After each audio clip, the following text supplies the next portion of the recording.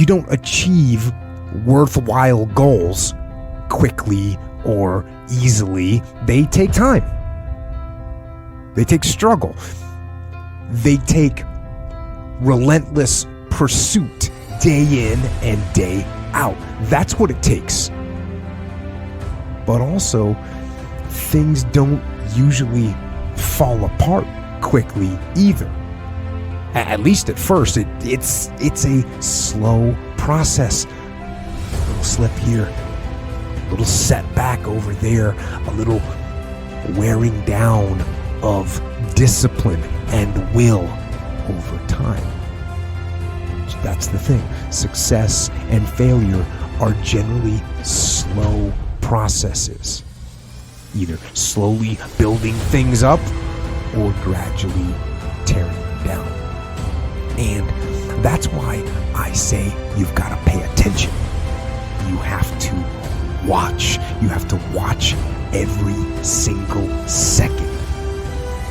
Because those seconds, they turn into minutes. And minutes turn into hours. And hours turn into days. And days turn into years.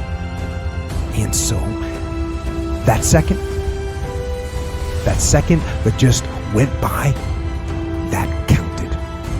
And so did that second. And so did that one. And in those precious seconds, you were either building or you were decaying. You were either gaining ground or you were losing ground in that second. And in every second. Every second counts. So make every second count. Well, you should be afraid of it, but you should be more afraid of staying where you are if it's making you miserable. It's like the first thing you want to do is dispense with the idea that you get to have any permanent security outside of your ability to contend and adapt. It's the same issue with children. It's like you're paying a price by sitting there being miserable. You might say, well, the devil I know is better than the one I don't. It's like, don't be so sure of that. The clock is ticking. Yeah. And if you're miserable in your job now and you change nothing, in 5 years you'll be much more miserable and you'll be a lot older. It's a luxury to pursue what makes you happy. It's a moral obligation to pursue what you find meaningful. And that doesn't mean it's easy. You know, if you take people, and I told you this, and you expose them voluntarily to things that they are avoiding and are afraid of, you know, that they know they need to overcome in order to meet their goals, their self-defined goals. If you can teach people to stand up in the face of the things they're afraid of, they get stronger. And you don't know what the upper limits to that are, because you might ask yourself, like, if for 10 years, if you didn't avoid doing what you knew you needed to do, by your own definitions, right, within the value structure that you've created, to the degree that you've done that, what would you be like?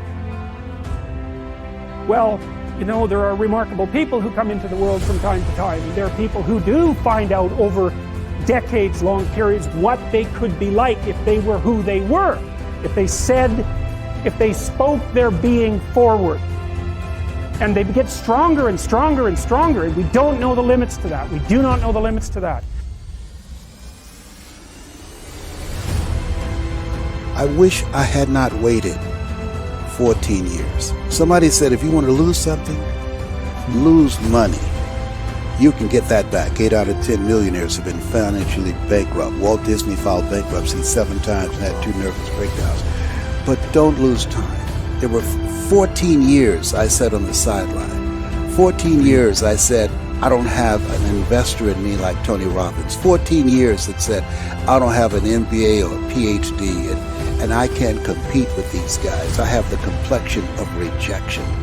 14 years I silenced myself. Wow. And so I regret that, because there are some people that maybe if they'd heard my voice, they would not have turned to drugs.